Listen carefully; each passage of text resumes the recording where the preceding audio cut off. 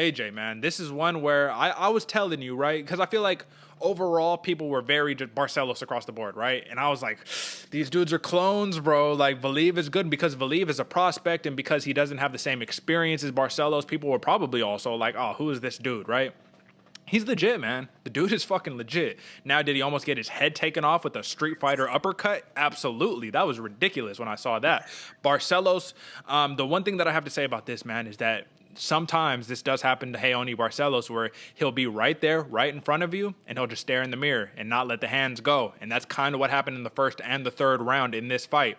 Now, let me ask you really quickly, AJ, in round two, all the damage that Barcelos was able to put on Valiev, damn near get him out of the fight, right? A lot of the judges, or two of the three judges, scored it a 10-9, while one of the judges scored it a 10-8. My question to you is, do you consider the damage that Barcelos put on Valiev, or Valiev, I know we were going back and forth on the name, do you consider it to be worthy of a 10-8, or do you think that we really need to only give 10-8s when someone is really getting it put on them?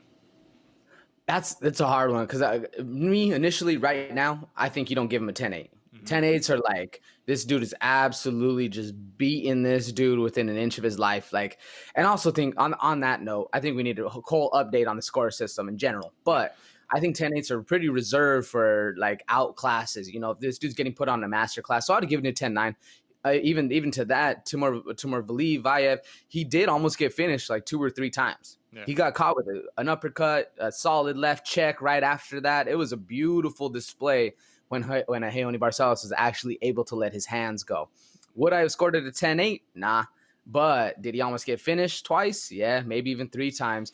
But even though that spoke up more to me about Timur, man, because he was able not only to like revitalize himself. They made a funny joke that he said he needed to spill some ice in the cage accidentally, which, I mean, yeah, he was almost out. He was almost out, but he came back. That was the biggest thing I like to see, man. He came back and fought, like you said, fought his fight like he did in the first round. And he won both those rounds, hands down, without a doubt. Even, like I said, even I was going for Barcelos. Yeah. But Timur Valiev, he definitely won those first and the third. And I got to watch this fight back twice. Because, like, did he really get that split decision? Like, did he really get the majority decision win? And, yeah, 100%. Maybe I'll watch again and maybe not. But that second round was the only round Barcelos won. And to see Timur come back was very impressive and very telling for the future.